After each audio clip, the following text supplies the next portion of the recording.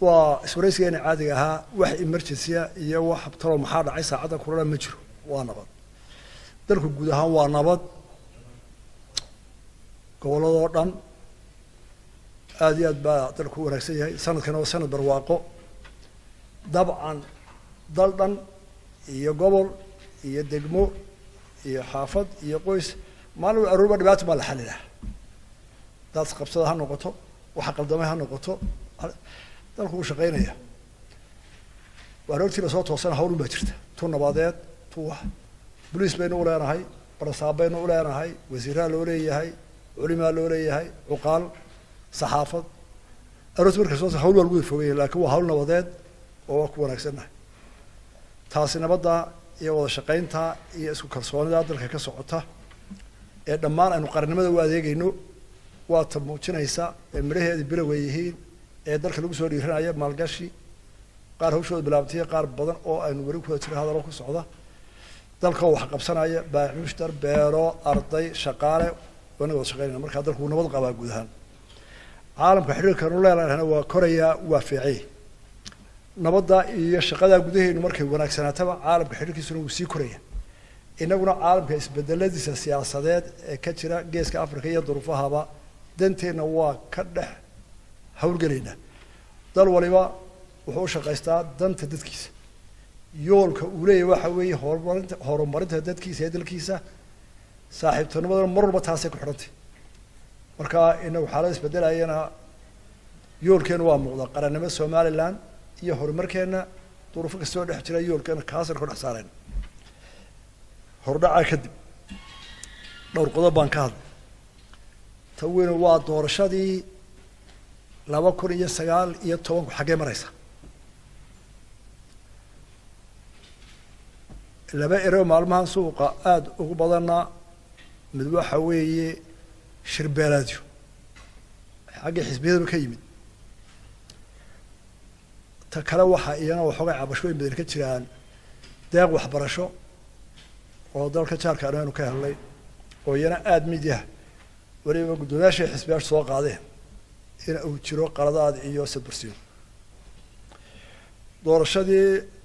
2019 March anigu halka wax marayaan baarin warramay dadka go'aamin ma qabsoomaysa mise qabsoomayso idinka ka raba doorashadii 2019 saa u qabsoonto oo maxkamadda sare iyo labada aqalba gudoomiyeen in bisha la qabto xeer adag waxay u baahan tahay doorasho in la qabto sideedaba waa aragano aragna 10 bilood in loo diyaar garoobo 10 bilood bay doorasho waliba u baahan tahay in loo diyaar garoobo doorashada markii aanu ka soo baxnay xukuumadda dhisnay sida caadiga ah doorasho walba waxay leedahay waxay dhibteeda ay tahay markaan hore looga baxo si hore looga socdo wala bilaabay commissionku waxay soo kaayeen xisaabta waxaana soo hordhigeen barnaamijkii doorashada lagu gal lahaa 10 bilood iyo maalin iyo bil iyo week walba wax la qabanayo saddex arrimood ayaana ugu cuslaa in laga wada hadlo oo la hirgeliyo mid waxay ahayd laba doorasho oo isa saaran isku sidkan oo isku soo beegmay oo tii dawladda hoose iyo tii baarlamaanka oo mid waliba sharci gaar ah hore u lahayd in labadooda sharci la iswaafajiyo oo mid la iskaga dhigo si aan kodba maarta sharci dhan loogu durin in la mideeyo laba kalabaadna wuxuu ahaa deeq lacagtii iyo xoolihii lagu dhisi lahaa doorashada lagu qaban lahaa in la keeno saddex in xisbiyada qaranka saddexda xisbi doorashada iyagaa soo galay wixii qaldamay iyo wixii saxmanay iyagaa laga doonayaa inay ku soo ururiyaan commissionka oo ay keenaan soo jeedin ah halkaana waynu ka qaldanaan ka baydhno halkaasina way ficnada aan sii xoojin dabeetana soo jeedinta xisbiyada wixii qaladaad si loo saxayo lagu daro sharciyada iyo barnaamijka dambe saddexda qodob baa waajibaadkii meesha yimid ta qorshaha iyo xeer isku duwidda waxaa loo xil saaray xukuumadda waxaana la yidhaha lagu soo ururiyo commissionka ta lacagta waxaa loo xil saaray loo qaybiyey qolooyinka doorashada naga caawisa iyo xukuumadda xisbiyadana waxaa loo diray inay soo riboorkii keenaan wixii qaldamay wixii la sixraa muddana waxaa la qabtay inay intaasi ku dhammaato juun tiina soo dhaaftay markii shirkaa lagu kala tegay maarij wixii ka dambeeyey xisbiga waddani qaraar buu soo saaray oo uu leeyahay la shaqayn mayno commissionkaa jooga iyagoo la kala diro mooyaane sababtoo ah doorashadii hore ee madaxweynaha ayaanu wax ka tirsanaa inay wax qaldeen muddoba 4 ilaa 5 shir baanu wada yeelanay waddani iyo xisbi kale oo cidba 2 shir oo gaarana waxaanu yeelanay 3 shir oo gaarana waxaan wadno iyo anigu waxaan wada yeelanay waddani arrintaa commissionka la shaqayn mayno waxaanu ku doodnay war dee taasi waa dib u noqosho oo waxa weeye waddani doorashadii ma ogoli haddaad tidhaahdo commissionkii maanta kuma kalsoonaya shaqayn maayo waxa weeye arrintaa bal arrin kale ha lagu noqo waxaanu dib u baarnay clipkii markii uu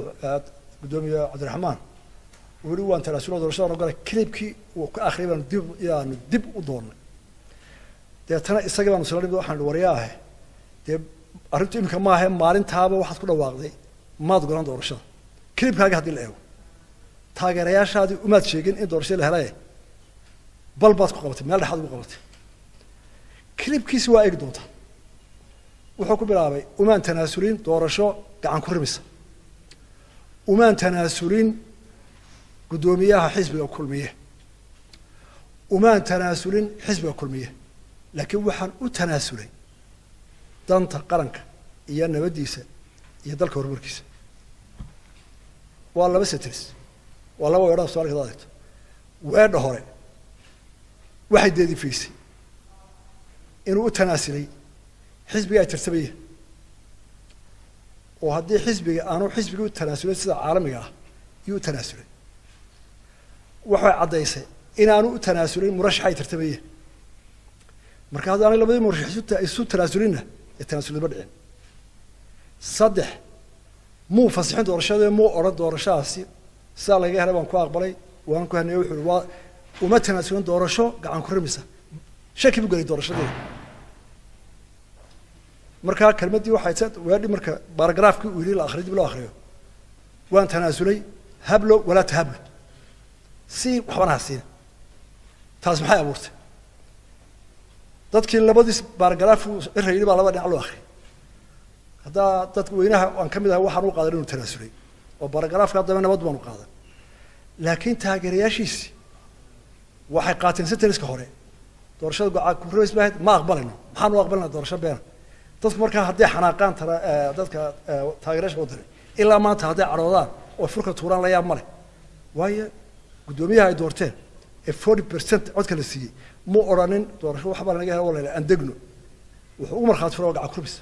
markaa babliga caadiga la yaab ma leh hadduu cadhoodo wuxuu umaan tanaasulin xisbiga aanu tartamaynay taageerayaashiisi maxay ugu tanaasulayeen markaa xisbiga haddaba isagii leeyahy umaan tanaasulin wuxuu leeyahy murashax umaan tanaasulin oo taageerayaashii markaa maxaa laga sugaya halkay horta wax ka xoogaa ta laga jiitimayay halkaasay noqotay markii aanu dooda ka waxaan ku haddaba waayahay haddaba markii doorashada aad tanaasulaysay waddaniyo waxaad xaq u lahayd oo xaq u leedahay inaad maxkamad geysaabe doorashada ood garku aad ku doobaxdo maad geyn oo sheegtay maantana sharcigu waa ku furay si aynu hore u soconno hadday kula tahay inay qolada commissionku ay wax musuqmaasuqana doorashadii hore aad hibanayso dee xaq baad u leedahay maxkamadda gee ilaa anigu sax baan u arka goob joogayaal baa joogay sax baa u arkay caalami bay ahaayeen sax bay u arkay dhow kale baa ahaayeen sax baa u arkay haddaba dee dadkii ku hayn mayno kala qaybno ilaa labadii xisbi ugu waaweynaa wax kala haree dee maxkamad gee bahasha commissionka dib baa loo tiriyay haddii la doonay doorashada laakiin dadkii aanu ka saarno shakiga iyo tafaruq maxkamaddina waa diiday taasi halkaas isku taagtay waxaa hubaala xisbiga waddani taageerayaashiisa waa ixtiraamayna waa muwaadiniinsa xariira kuwa kalun bay la mid yihiin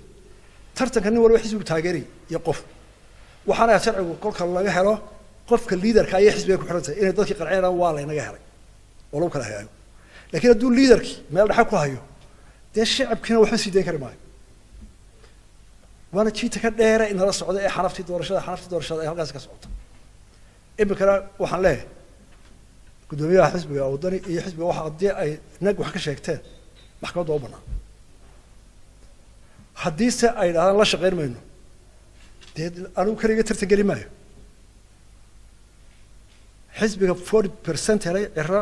waa qof laakiin waxaanu ixtiraaminaa codkii iyo xisbigii iyo taageerayaashii waddani ha isku noqdaan ama maxkamadaha geeyaan ama commissionka waqti buu leeyahy anu ma kala eri karaa imika waddani commissionka cabdiraxmaan cira wuu ogyahay sida loo eriyo commissionka waa waddada ugu adag baarlamaanka ayaa ka adag commissionka waxa leeyahay marka la kala diraayo waa la soo dacweynaya horta iyagoo dhan ma laba kala diri kara waa isku dhan sharciga sida la siiyey mid baa loo eri karaa xeerkooda midka qofka waa la soo eedeynaya guddi baa loo saaraya hadday guddi isku raacdo madaxweynuhu tallaabo ma qaadi karo baarlamaanku u gudbinaya cod baa loo qaadaya maaha arrin yar guddiga la saaraya iyo aniga oo guddi leeyahay saar waa inaan ku qarcaa waxa lagu soo dacweeyey iyo public kale debate baa idinka furan mid baan markaa toddobaad midba gaarkiisa loo dacweynaya mar qura waraaq loo diri karo mid walba goonid saa loogu ansixinaya baarlamaanka in la eriyo cabdiraxmaan waa oy isagaa qora sharciga kala eri ma kala eri kale waad ogti dastuurkana ka baaraysa taasi halkaas istaagtay markaa doorashadii halkaas baa ku jira halkaa kaga jira laba tii ahayd inay xisbiyadu soo qoraan wixii xumaaday wixii kale oo lagu daro waanu si nimid xisbiga waddani wuu diiday inuu asalba arrintaa ka hadlo oo uu la shaqeeyo uu wax qoro xataa inuu fadhiisto qoro wixii qaldamay uu gaar ugu geeyo isagu dhaa waxaasaan ku haystaa ma qorin ucid iyo kulmiya way qoreen ururada bulshada waa lagu daray culimo cid kasta sidii dee marka la abuuray sharci la wadayaa cid walba la soo mariyey waa la ii keenay golaha wasiiradana soo dhigay waa la ansixiyey baarlamaanka la taala iyo wixii sharciga qaban lahaa laga doonayo ku xidhaa doorashada baarlamaankan u gudbin waxaa kamid a haweenka waxaa kamid a reeraha gabooyaha wixii laga yeeli lahaa waa xeer baarlamaanka hor yaallo loo baahay inuu baarlamaanka horgeliyo saami qaybsiga baarlamaankaa leh sharciya iyagaa iyagaa sharciga dejiya waa golahoodii iyagaa waaye araga iyagaa looga fadhiya taasina halkaasay taallaa waxaa maqan qaybtii waddani tii dhaqaalaha 16 milyan baa la yidhi doolar ayaa loo baahayay in doorashada gasho 4 baa xukuumadda waa bixiso labaha soo hormariso labana markay dhexda maraysaa bixiso inta kalena waxaa bixinaya deeq bixiyaasha labadii annaga march baa laga shubo 2 milyan waxaana hadda lagu bilaabo kaar bixintii bedelaadda labada kalena waxaa laga rabay September haddii la qabanayana waa iga diyaar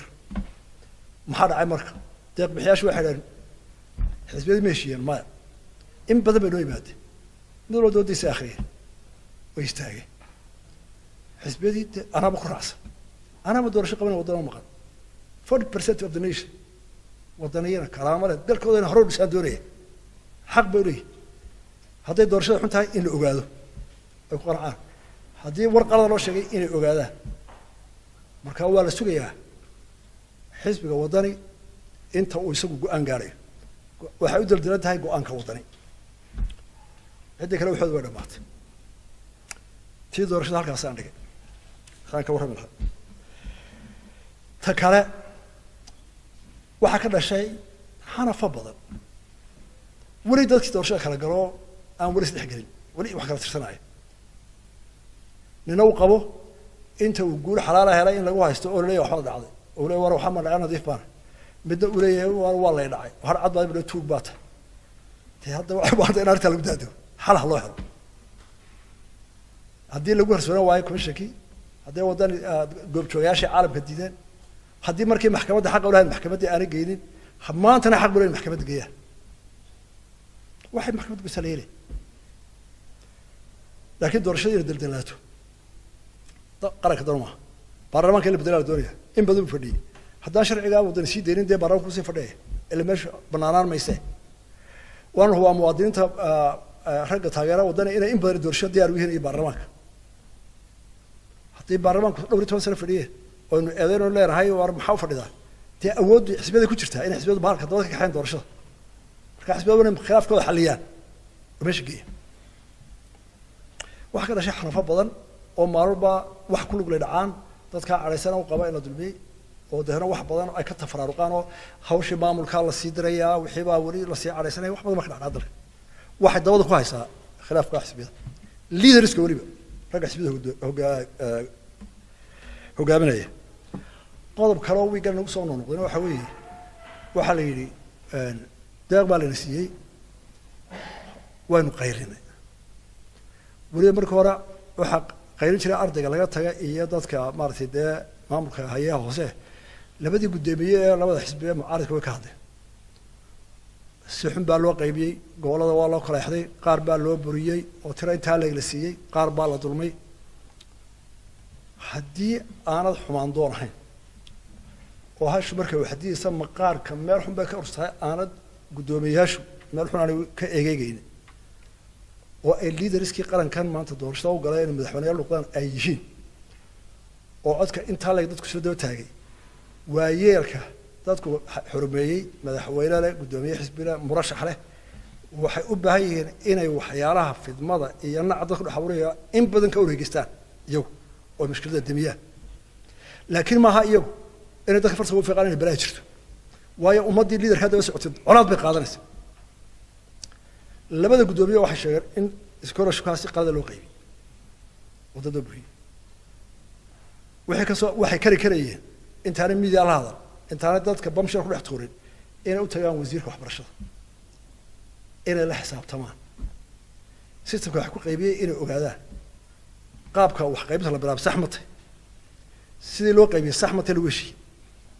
inay odaashtaa hubiyaan baa ahayd dabeetana ay case keenaan halkaasay ka qaldantay كدود ما يرو وزير كذا دافع معي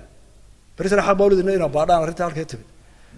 وربحنتي يقرأ الكرس بجاي وزارة كسوب هذه هل كانوا يلا قيب سوقات نور وزير كذا كقال كذا دافع معي أحد يرد هذا هو حق رضي قرصهم صور دارين وهاي حق بنقول له تهوت شو ابنه حكيته وحن كدورنا كهذا ما يأمر ساسور على ساسور وحن كدوريا ورقة رسمي جاه أي وزارة وحبرشة وحقوق قيبسي أنا الأسكرية وحي قلدن هر عضبة حلال قشاي أي وزير كي وزارة الديننا إنه ورمي دافعين هذا أنا أقول يريون قيب قاتنا محكمة دا يجينسان ميديا هورتي كنيسة لكن وياك واحد يرى إنه بصده وركوا شيء أنتوا لقي يوحوا أبوري دونه هذا أنا بريرين في المنطقة الحتوم قضبك كأسنا مع المهن السعودية وحوي شربالات labadii gudoomiye labada xisbiga mucaarad wadani iyo oo cidba waxay ku dhawaaqeen in shirbeelad qabanaya boorad kale gali maayo gudoomiye xisbi 40% umadu dooratay bariga galbeed baa laga doortay shirbeelad sida ugu dhalanaysa ninka siyaasiga hogaaminta inta la eegay aniga waa ila yar qaldanta ummadda isdhex taala waxa quran taana ka taaganahay dadku markay isqabtaan xeerkii kula baxsaa anigu waxaan leeyahay shirbeelad gudoomiye xisbi saddex gudoomiye ka mid ah kii ku dhawaaqaba waxa ka dhalanaya dembi sharci ama sharciga jabay artikalada ama qodobada dastuurka arinta kaga hadlayo waxa ka dhalanayana koobi wardiyo sameeyay dastuurka ninka ayana uu hayo soo akhriyo qodobada xusuusiyay marka kuwa la soo akhriyo ka doodi doona talo artash beeladiyadu sharciyan halkay taagantay xisbiyada awood siyaasi ah ayaa la siiyay fikrad opinion inay soo jeediyaan dastuurku siiyay ummad bay hogaamiyaan loo kulmiye ahaan shirbeelad xisbiga ku dhawaaqaya manihin ku dhawaaqana waxa leena waa khalad waynu ka gudbinaa marxaladda dastuur baynu ka samaysan dadkuna saddex xisbi bay kaga baxay qabyaaladda oo u codeeyeen nin walbana Soomaaliland oo dhan baa u codeysay aniga ina wax boona saxna ma aha in gudoomiye xisbiga shirbeelad uu qabanay laakiin laba gudoomiye isku raacay oo mucaaradka kulmi hawa diidina arrinta sharciga ma waafaqsana leh ninka uu waafaqsantahay akhidoo saar artikalada shirbeelad waa dib u noqosho maanta laguma fadhiyo faaladayda gaarka ah labadaa qodob ee waxbarashada iyo shabeelaadka labada guddoomiye ee xisbiyaasha way garanayaan waxay dhali karayaan sharcigan cabdiraxmaan cere isagaa bayga badiyo oo 10 sano hor fadhiyay golaha shirka golaha qodob buu dusha uga haya laakiin malaha siyaasaddu ma la taraartay maxaa ka dhalanaya codka guddoomiyaasha xisbiyaasha haddaba siyaasiya inanka jaraadi wax ku qoran jiray wax ku qoraa professorka analysis bixiya suldaanka hadla ee intaa maalmo TV kale anagu reebana waxa isbaracaya guddoomiye xisbigu ka culusi cod shacbi u sida codka uu yiraahdo ee dastuurka wuxuu dhimaaya ee waxa buraya miisaankeedu ummadda ku dhex tuuray waxaanu nahay ummadu halgamaysa inaanu qarannimada Soomaaliya xaqiijino oo la ictiraafo dagaal badan baan ku socdo waxaanu u baahanahay faqri iyo shaqo la'aan baan haysa inaanu maalgashi caalamka u yeerano waxaanu u baahanahay inaanu caalamka saaxiibo badan oo ilaah u gala ku yeerano haddii saddex xisbi ay ku kala fogaadaan shirbeelad baa la qabanaya la qaban maayo haddii deeqda yar ee ama waxbarasho ama mucaawino ama horumar shirkad dhexdeena ay xisbiyada waaweyn si aan sharciga waafaqsanayn maslaxaadda ummadda kala diraysa ay u dhawaaqaan saddexdeeda waxaan la hadlayaa guddoomiyaasha xisbiyada ka mid ah anaga dalkii dabro xumaan u geysanay shacabka taa ka cadhooday gadooday wax sameeya eed male leaders bay kulliyan raacaan marka taageerasha xisbiyada hadday cadhoodaan hadday qarxaan eed malaha shacab waxaan hubaa nin waloo xisbi taageeraba inuu muwaadin yahay Soomaaliland ku dhaadanaya ku dhimanaya horumarinaya laakiin haddana anigu taageerashada ku idhaahdo wicdo waxay nagu sameeyay tolaaye dib maxaad ka sugaysaa taasina iga waana odayaasha xisbiyada hogaaminayaan la yeeynaa dadka inuu qaska u horseedin shacabka waa mahadnaqaya taageerayaasha oo xisbiyada oo dhan waa mahadnaqaya wixii dhaliilay ku soo biira waa ogolahay inaan ka jawaabo xilaan labada kala saareen baa saaran waxaa soo dhaliilay waxa la adigu dawey ayaa la igu dhibaaxi doonaa waa ogolahay laakiin waa la qaataa dawladda la qabtaa